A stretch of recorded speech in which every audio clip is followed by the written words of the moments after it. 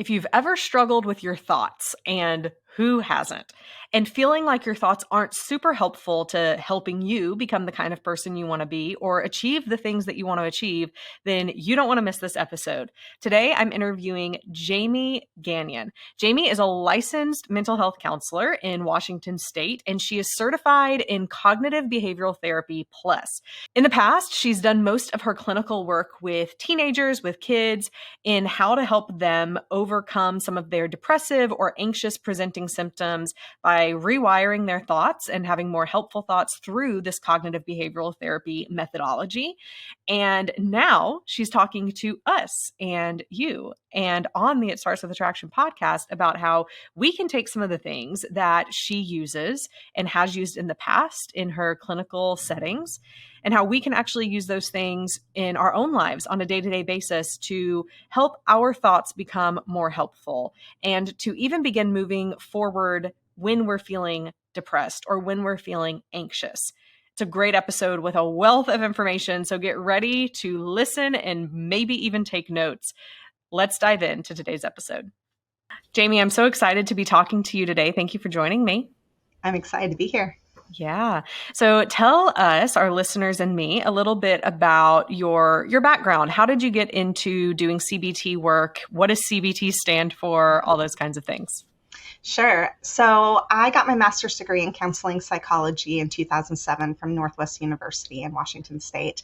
And I have a background as a child, adolescent, and family therapist.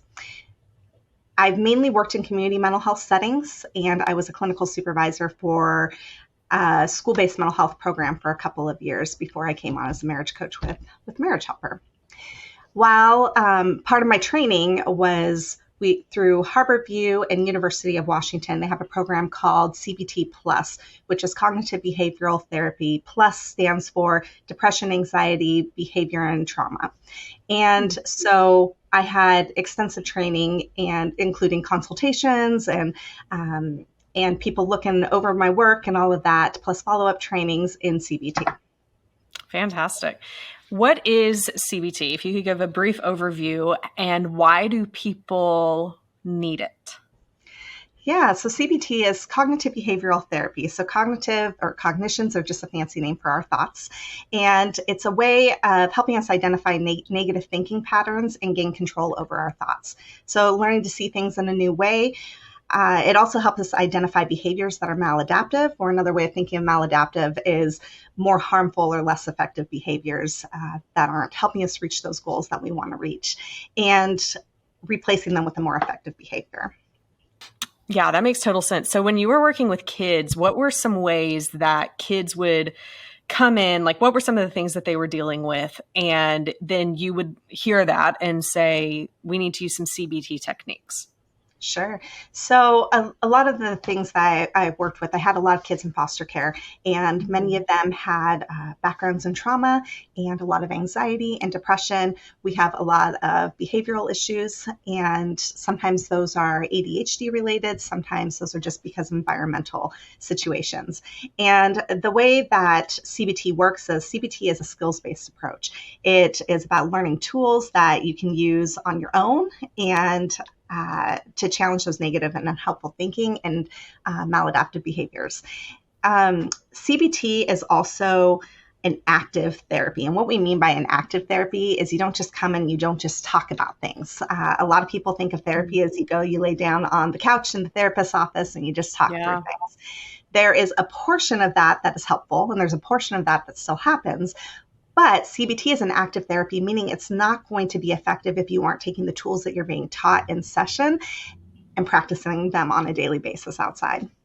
So the tools that you are learning in CBT are things that you can do on your own to work to decrease those anxious thinking patterns or those negative thought patterns, or changing those negative behaviors that you may have. Yeah, that makes a lot of sense. So just as a side note question.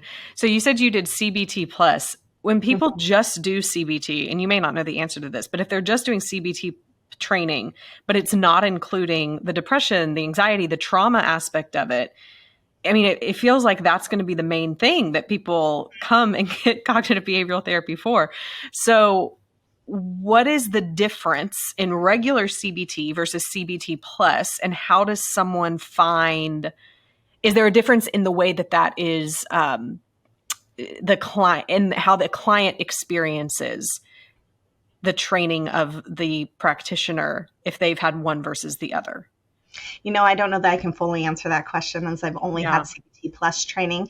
In grad school, we had training in many different techniques, and CBT was one of the techniques. But I can tell you from what we learn in graduate school, it's not a comprehensive overview. It's more of a brief overview of here's some practical tips.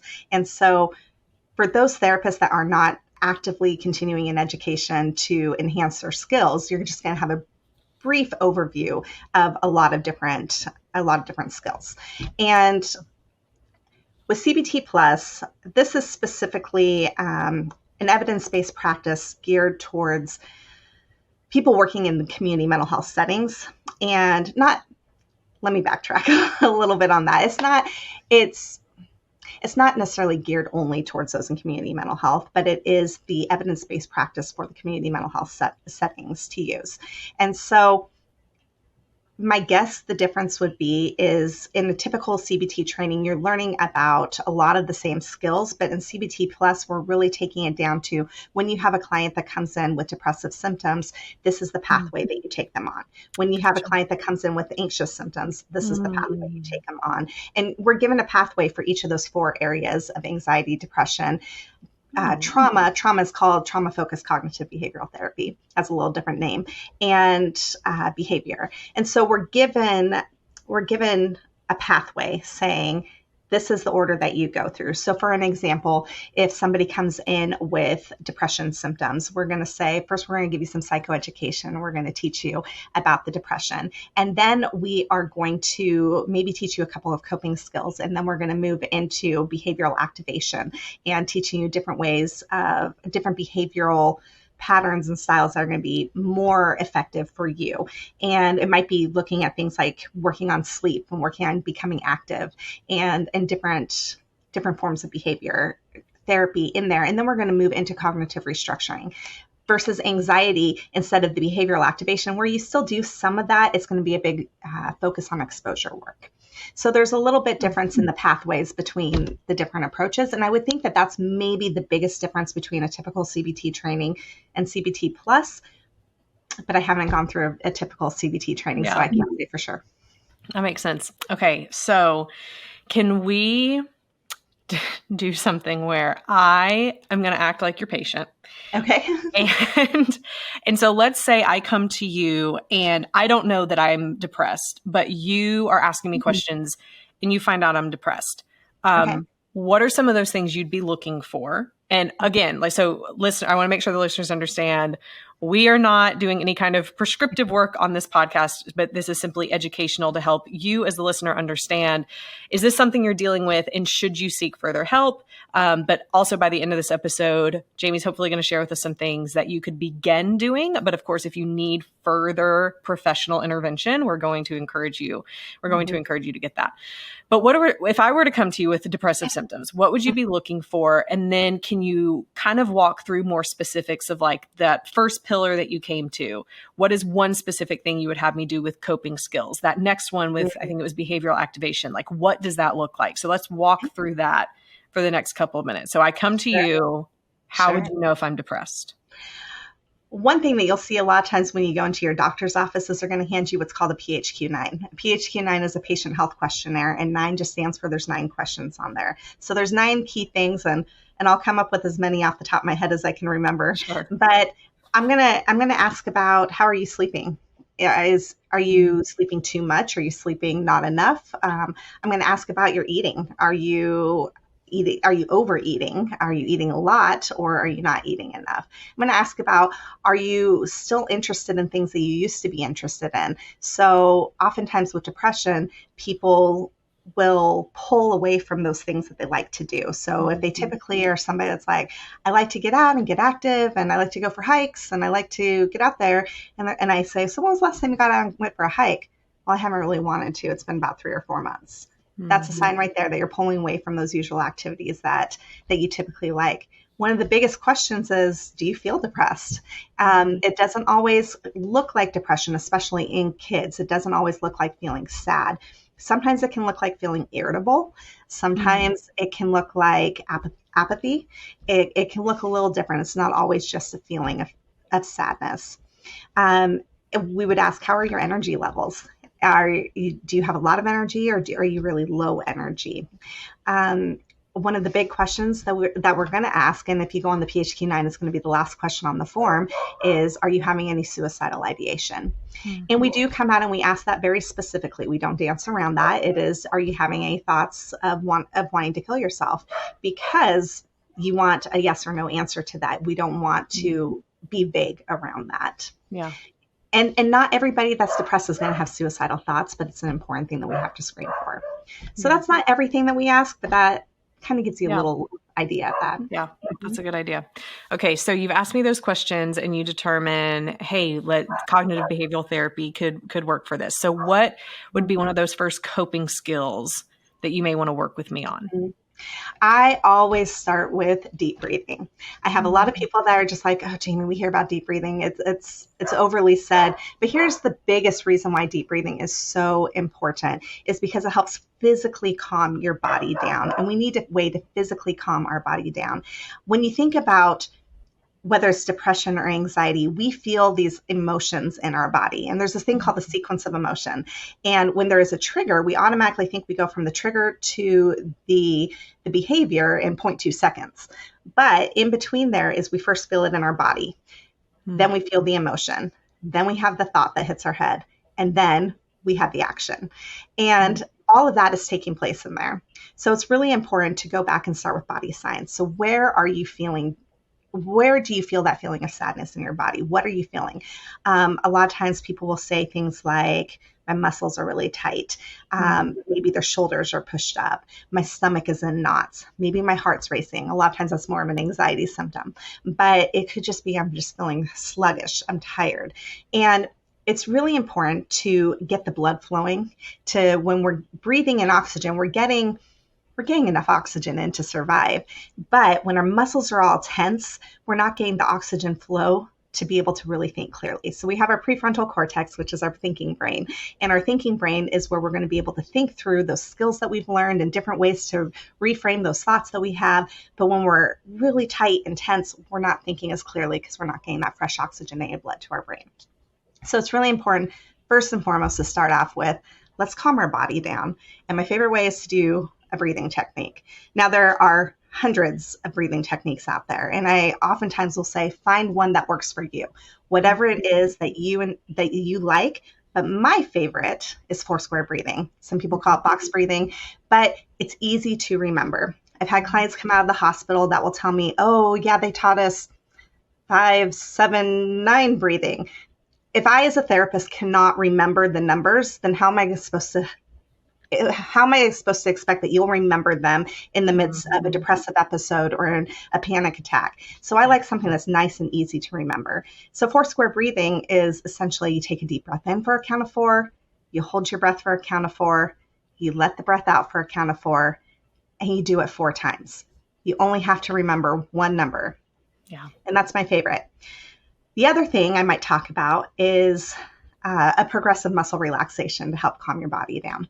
So progressive muscle relaxation, you can do really long, in-depth ones. You can go on YouTube and find lots of videos where they guide you through them, whether you start at your toes and work your way up to your head, or you start at your head, work your way down to your toes. But you're identifying each individual muscle group and tightening and relaxing. And kind of a good rule of thumb is you tighten for about a count of 10 and you release for a count of 10. You do each muscle group 3 times.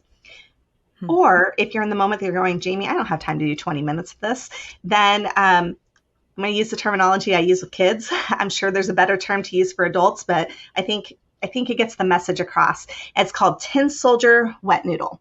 So you lock all of your muscles together and you tighten them for 10 seconds as all of your muscles, and then you relax all of your muscles. So tin soldier wet noodle.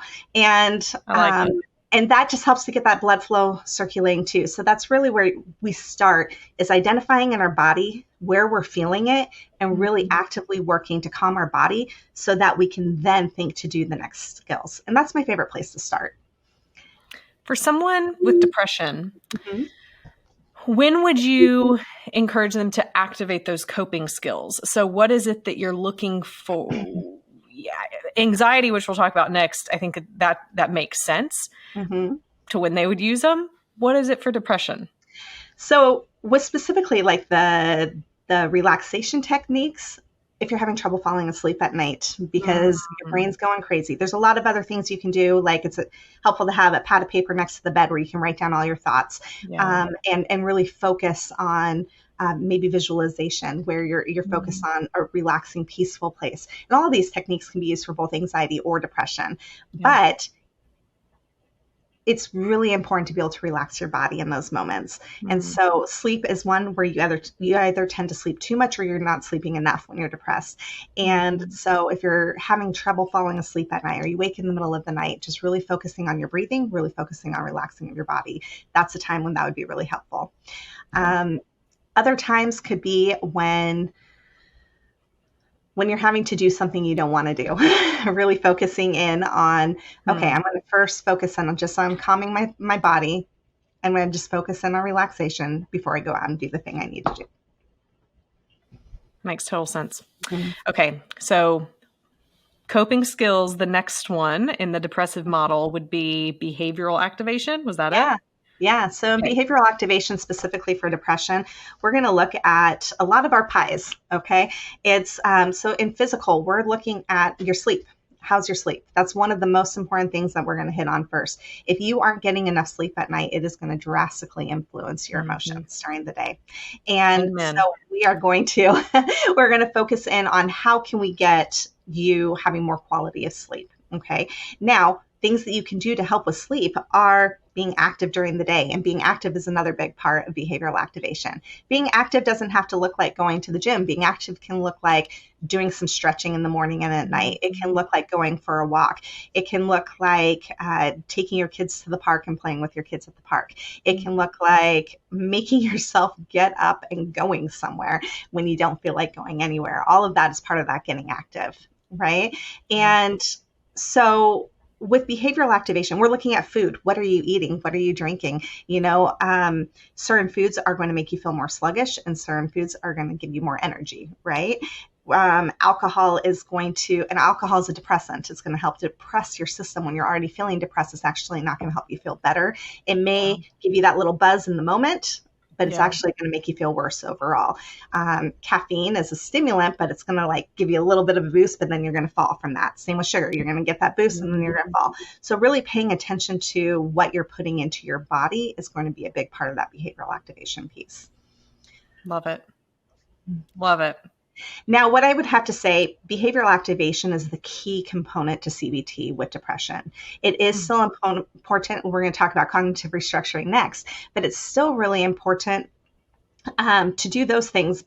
But the behavioral activation, you're not going to feel like it.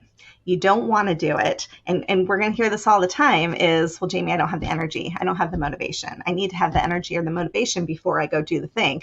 And the reality is you're not going to feel the behavior or you're not going to feel the energy or the motivation beforehand.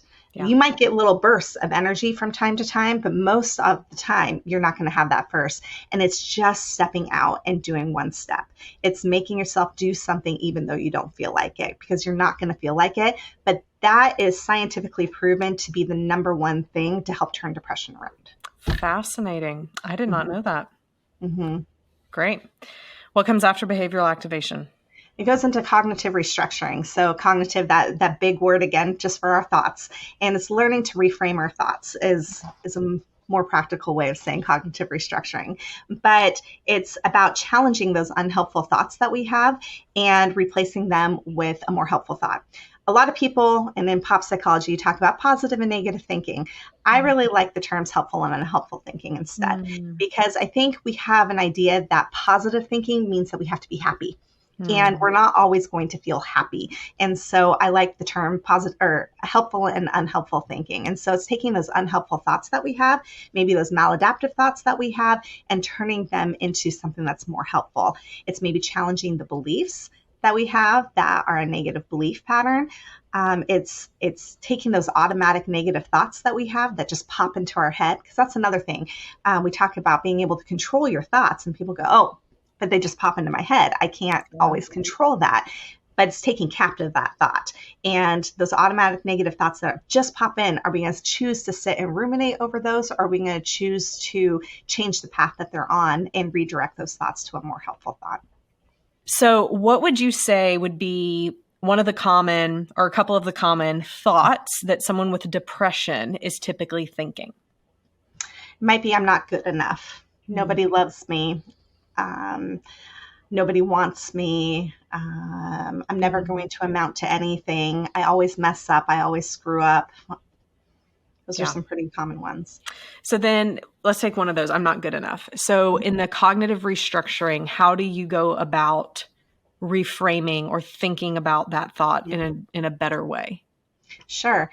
So it's about having a more helpful response. Sometimes we think we have to do the opposite, but you also have to Mhm. believe it. And if you're not there to believe it yet, so if somebody might say, well, just tell yourself I am good enough. Well, you Mm. can. You can tell yourself I am good enough. And over time, that may be the new path, but you may not believe it at first. And Mhm. so it really is finding something that is more helpful. And maybe, I have not mastered this skill yet, but I'm still working at it. And Mhm. over time, I know that I will be good at it. Mhm. So that would be a helpful reframe, where it's not being stuck in the I'm not good enough to not everybody is good enough when they start something. And Yeah. so therefore, the more I work at this, I will be good enough. Yeah, I like that. I've also heard before, I don't know if this is CBT based. It might be one of those pop psychology things related to CBT. But I've heard before the questions, is it true? Is it really true? Like Mm. using those two questions back to back. Yeah, you can definitely ask yourself those things. And there is a line of thoughts that you can ask yourself with that. Mhm. Is this a truthful thought? Is this a helpful thought? So Mhm. something that could be truthful, because maybe the question, maybe it is, I know that we have a lot of people who are in a marriage crisis that listen to your podcast. And Mhm. with that, it could be, I screwed up so horribly in my conversation with my spouse that I am never going to be able to recover from this. Mm. Well, maybe you did screw up really, really bad. So asking yourself, is this Yeah, true? The answer might be yes.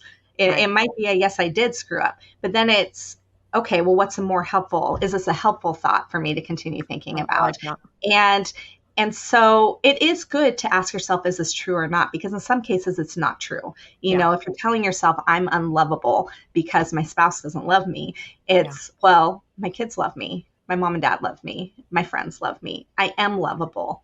yeah, So that would be a no, that's not a true statement. But sometimes we do things that we beat ourselves up for because they yeah. are a true thing. So is it helpful? And what's something that's more helpful for me to think about? I made a mistake and I Mhm. am capable of doing better next time. So instead of focusing on the mistake that you made, it is, and I am capable of doing better next time. Yeah.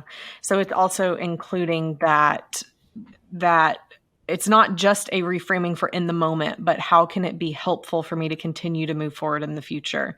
And Yes. it's that self-talk. It's the way that we Yes. talk to ourselves that can either keep us stuck or help us begin to move forward. Absolutely. Love it. Hmm. Great.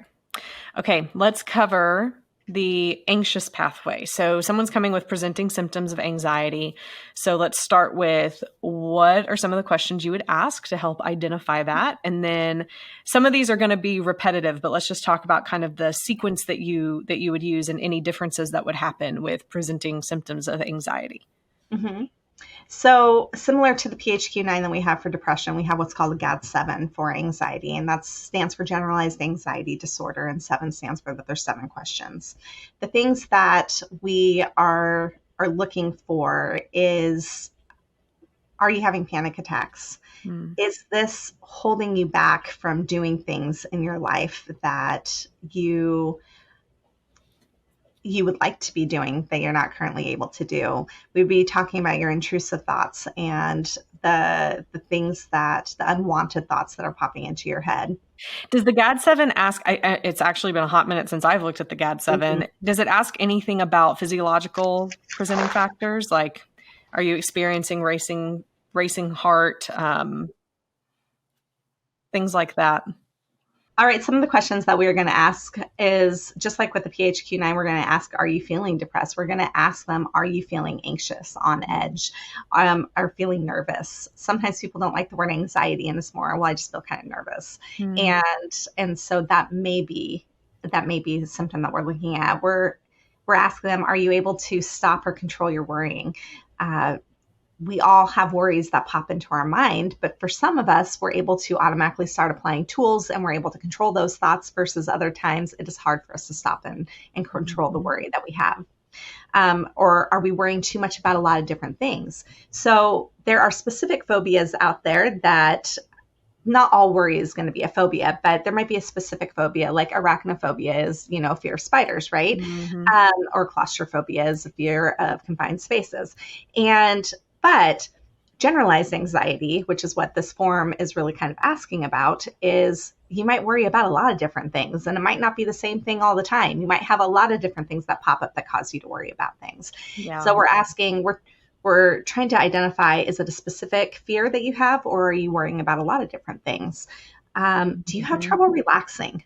Most people who are very anxious have a hard time relaxing. So back to those body signs that we were talking about, typically somebody who's anxious is going to tell me that their heart's racing. They might feel hot. They might feel like their stomach is in knots, that their muscles are really clenched. They might feel shaky. Those are all symptoms that I'm looking for when people are talking about body signs that they have with anxiety.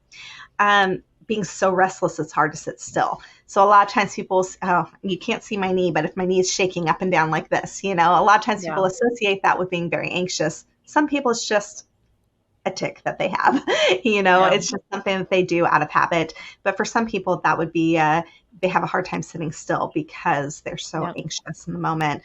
Being easily annoyed or irritable can actually be a sign of anxiety that I think a lot of people don't realize is part of anxiety as well. Or feeling afraid that something bad might happen. Mm-hmm. Yes. You are explaining my life. I'm sitting here like, check, check, check, check. We had a mouse in our house a couple of weeks ago, and talk about the generalized. So when you're talking about the part of it could apply to anything, all the things I was thinking about with this mouse in the house and everything that could happen and go wrong. It was like, yep, my anxiety attached to that stupid mouse for about 2 weeks until it unfortunately passed away in a very appropriate way. But anyway, so someone's coming and this is what they're struggling with. You said there was a different first step after this than what you would have done in depressive. So what's the first step you would take with that person? It would be exposure. So there's different types of exposure. And this is what's considered the most effective with anxiety. So exposure looks like a couple different ways, okay? There's systematic desensitization, which might be, let's say you have a fear of a bridge, okay, or crossing a bridge. It might be you first look at pictures of a bridge, and then while practicing the coping skills that we've already talked about, and then you might go visit a bridge in person, but you don't cross the bridge. Or maybe you start with a little bridge over a creek that's 3 feet long, and you learn to be comfortable on that before you get to slightly bigger and bigger bridges. And learning to practice the skills that you have to be able to cross that big bridge. Okay, that would be systematic desensitization. So in talking about the systematic desensitization, what about when the thought is, or what about when the fear or the anxiety is around something more mental? So what about with hypochondria, for example, where someone has a fear of something happening to their health? You can't really expose them to the stressor necessarily, but would you do something like mentally taking them down the road of, okay, so what if you did get cancer? then what? Like, how would you respond? What would happen? And just mentally have them go down that road until it becomes less fear producing. Mm-hmm. Yeah. So part of that is taking away the fear. So you're breaking down each step of that really as you're going along and talking about. I know the cancer is a hard one because sometimes what the question we're asking is, what is the worst thing that can happen in this situation? Well, with cancer, it really is that death is a possibility, right? Mm-hmm. And so it is taking each step of the way of finding peace with each step of that process, and and understanding what the end result may be and learning to find peace within that last part. We're not going to be taking you through pictures necessarily unless there's maybe a fear of needles in there or a fear of hospitals in there, where we might systematically desensitize to each of those aspects of it. But it's more about, it's more working through the grief process than it so much is, I think, the CBT process. There might be other therapists out there that might disagree with me on that piece of it, but it's more working through that grief process of the expectations of what I wanted, the expectations. I want life, I want to live this life. It's working through maybe the 5 stages of grief, the anger that's there and the denial that's there. And there might be some bargaining in there too. There might not. You don't necessarily always work through all 5 stages, but it's getting yourself to that place of acceptance. And so with the fear side of things, it's really about working towards that peace and really working on what are some more helpful thoughts that I can have along this process, and learning still those coping skills.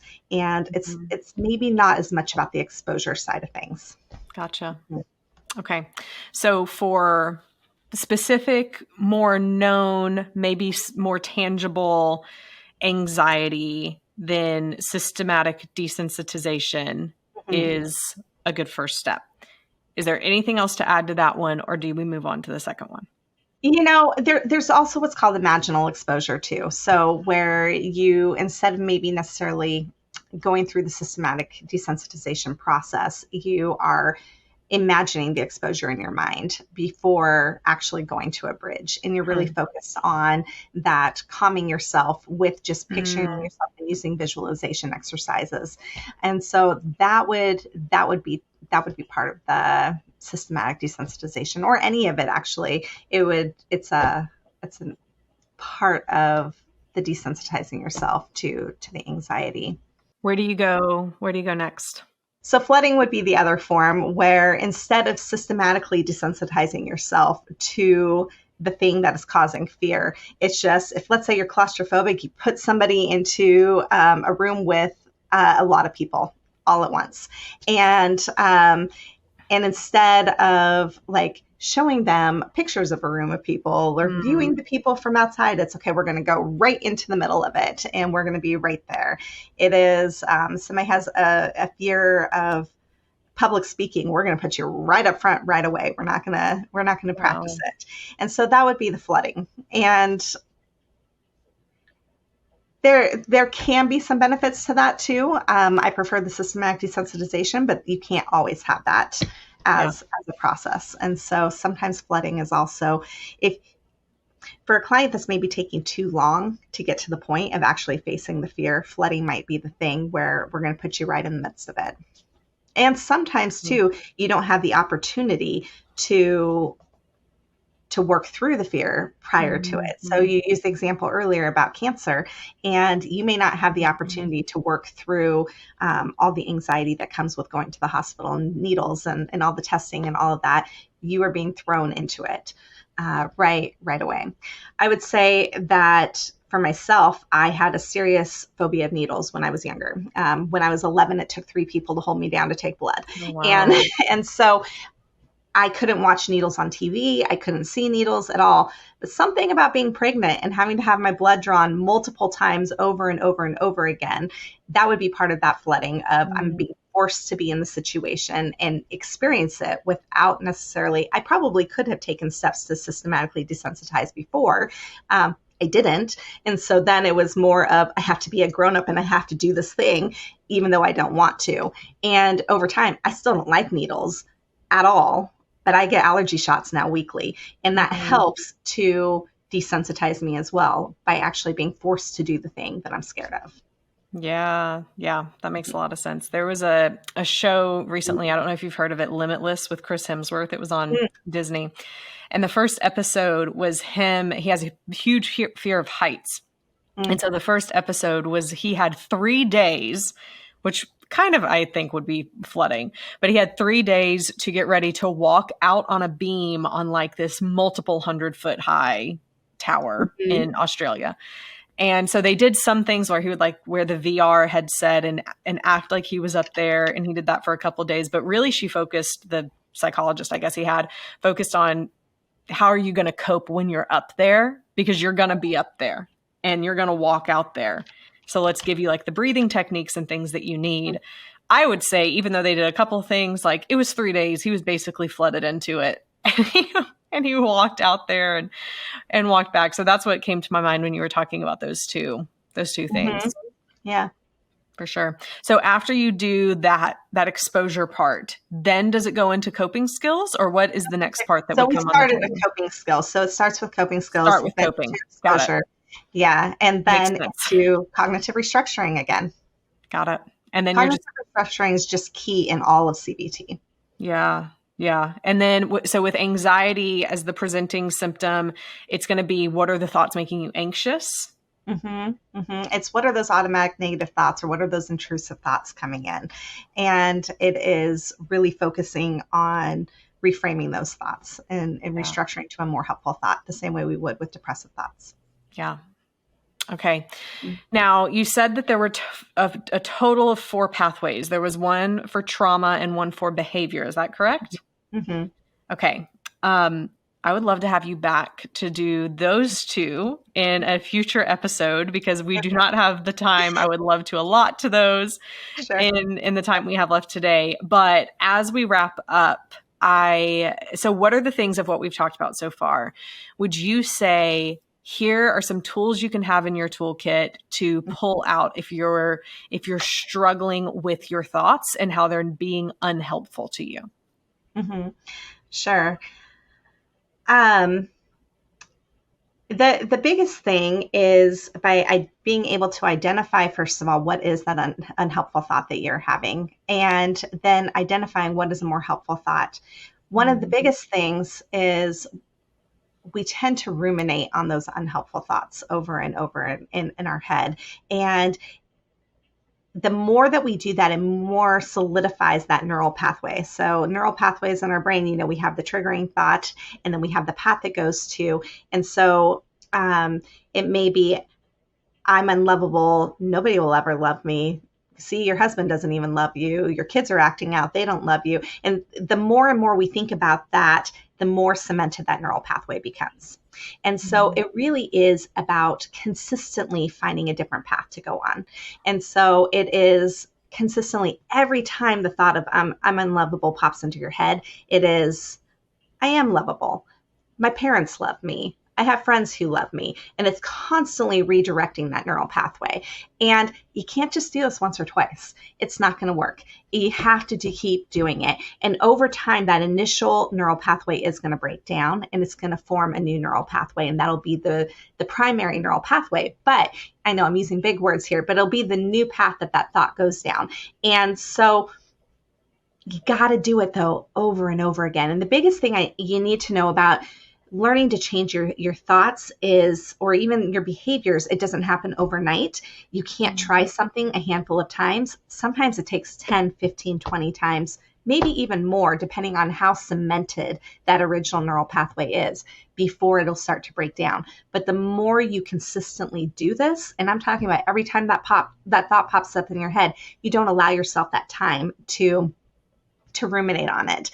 You change the thought. You constantly are redirecting it. And I like to say, have a go-to thought already in mind. Don't try to reinvent the wheel every time. Have a go-to thought that becomes your your new neural pathway that you're going down. And so continuing to go down that path every time that negative thought pops into your head. So it's just continuing to replace that thought with something that's more helpful. And over time, it will become the more permanent thought and the thought that automatically comes to mind.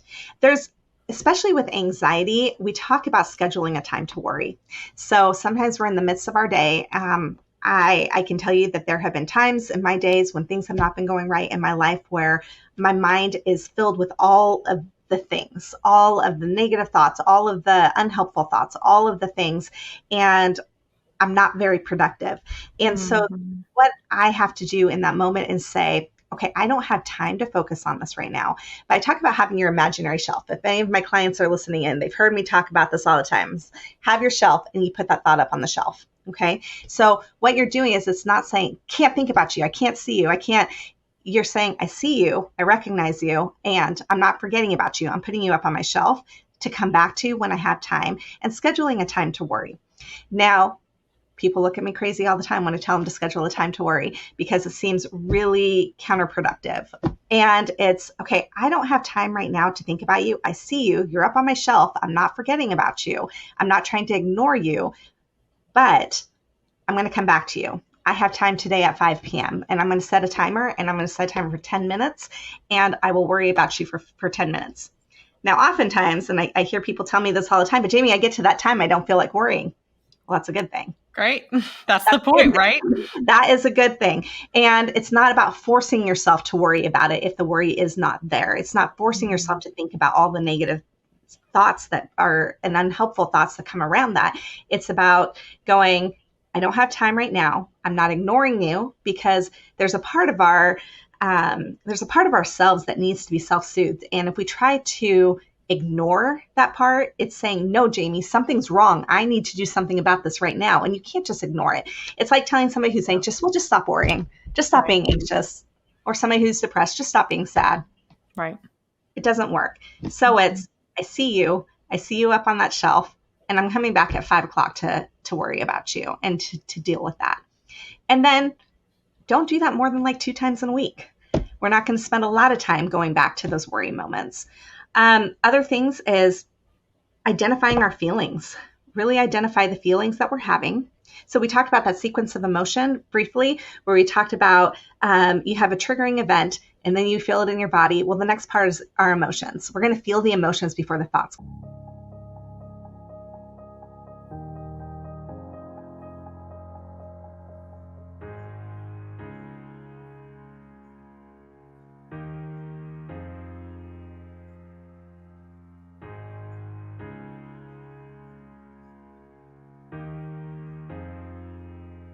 Yeah.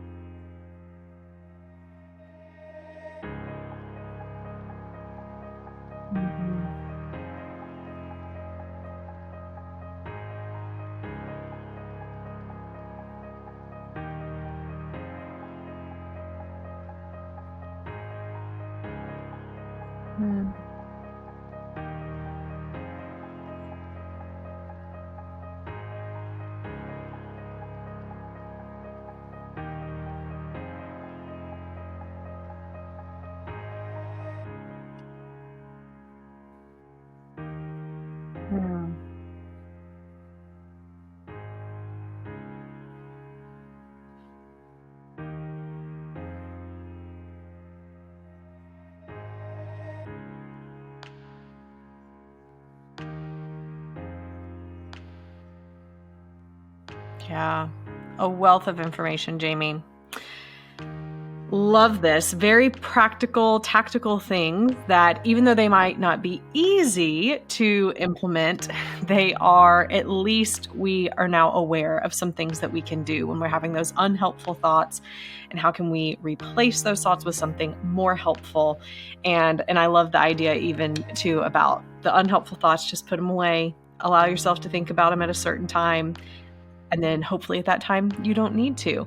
But these are just real tangible ways that people can begin to implement these things in order to have more helpful thoughts in their lives. I really do want to have you back and talk more about the rest of this, plus we can get a little bit deeper into some of it. But I have learned from our time together. I've so appreciated your time on with me, Jamie. And yeah, fantastic. I appreciate you so much. Here are my key takeaways from today's episode with Jamie. And honestly, it's really hard to just narrow it down to a few because there were so many great tools that she provided to us in our conversation. My first key takeaway is to really think about coping skills. Whether you may be experiencing depression or anxiety, what are the things that you're doing intentionally to help you calm down and get to a place where you can better handle the thoughts and feelings that you're experiencing? It's really difficult to intentionally take hold of those thoughts and take them captive and move them into something more productive when your biology and your physiology is on edge, when you're feeling really anxious or really depressed. So those coping skills can help us to get calm so that we can better introduce some of these other techniques that she talked about. Remember, she talked about the breathing techniques. I can't remember what she called it. I call it the 4x4 box breathing. I think she just called it something with the letter 4 in it, or the number 4 in it. But y'all, it's the same premise. It's one of the most effective breathing techniques. You just breathe in for a count of 4, hold it for the count of 4, breathe out for a count of 4, and hold it at the bottom for a count of 4. And doing it 4 times, it takes about 2 minutes to do that. And it's amazing how getting that extra amount of oxygen into our bodies really helps to regulate our system and our biology and even our neurology to help us think a little bit clearer. It's a great first key takeaway. The second key takeaway is behavioral activation. Now, you don't have to remember where this fell, in which kind of pathway she was taking us down. The idea behind behavioral activation is this. There's going to be times we don't feel like doing the things that are best for us, but we need to do them anyway. And this isn't coming from a place of guilt. It's coming from a place of, for you to really move forward into being and feeling and thinking in the way that is going to be most helpful to you. What is the first next step you need to take? And focusing on the areas of sleep, of nutrition, of movement are key areas that we can begin to take notice of and begin to make progress in, because all of those areas, those physical areas of our pies, is the area that we have control over. We have control over if we're going to set bedtime at a certain time and try and go to bed at that time. We have control over whether we're going to take that extra alcoholic drink that we probably shouldn't because it's going to mess up our sleep and probably make us feel really crappy too. We have control over what we're going to choose to eat to energize and nourish our bodies. We have control over whether or not we're going to go outside for a short walk or not. Now, you may think of a lot of excuses of why you may or may not have control over it, but at the end of the day, you do. It may look different for every person. It will look different for every person, but how can you put an intentional focus on your pies and what you're going to do? Now, of course, in this podcast, we talk, not just this episode, but this whole entire podcast of It Starts With Attraction, my whole series, we talk about specific things to do physically, intellectually, emotionally, and spiritually to behaviorally activate and to be your best self in all 4 of those areas. We won't get into some of those others now, but intellectually is what this podcast is about too. Mentally, taking control of our thoughts so that we can be more present, more engaged, better able to handle what life is throwing at us mentally, is another great way to view that intellectual part of our pies. And of course, it's going to have a domino effect into positively affecting our emotional attraction, because when we are focusing on doing what's best for us physically, feeling better, sleeping better, it helps us to emotionally regulate better, which means we are evoking more positive emotions in other people when we are interacting with them. And then, of course, there's the spiritual attraction piece of it, which I actually want to talk about her with us in our next conversation that we have. But that spiritual piece of this, when we're suffering and struggling with our thoughts just overtaking us, for me, and this will be my third key takeaway, for me, one of the greatest things on top of all of these great evidence-based tactics that Jamie and I talked about in this episode.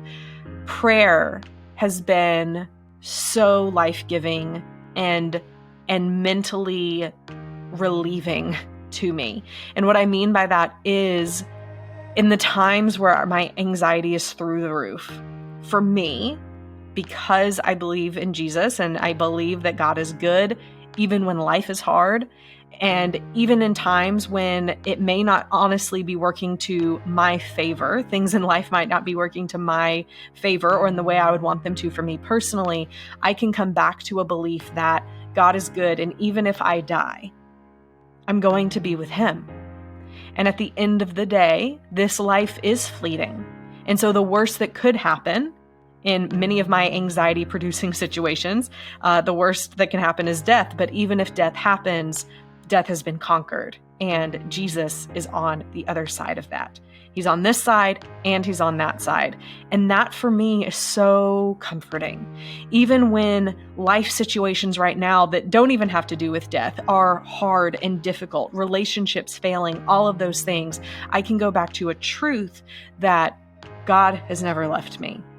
And in times I feel like He has, it wasn't Him who moved, it was me. And so there's a faith aspect for me that has helped my anxiety, because at the end of the day, if I'm trusting in myself, my anxiety is high because I will never be able to provide or fulfill in any of those ways. But I can trust that God loves me, and that at the end of the day, even if my life doesn't look the way that I thought it would, that God is good and He does good. And some of the things I'm worried about are things that in the end of the day don't even matter. And for me, when I've gone through seasons of my life where my faith has been tested and I haven't trusted in God, that's when my anxiety has been debilitating. But it's been when I really just give it all to God, pray about it, and don't, even if things haven't been fixed, even if I'm not asking Him to fix it sometimes, if I can just trust that He's going to handle it, whatever that looks like, and take my hands off of the control panel of the situation. That's ironically when my anxiety seems to go down. Hopefully that's helpful for you. If you have found this episode to be helpful, share it with a friend. Leave a 5-star review if you love it, or any review. We would love for you to review this podcast in Apple and Spotify, wherever you listen to podcasts. It helps the podcast to reach even more people, and it's one of the best ways that you can support this show. Until next week, stay strong.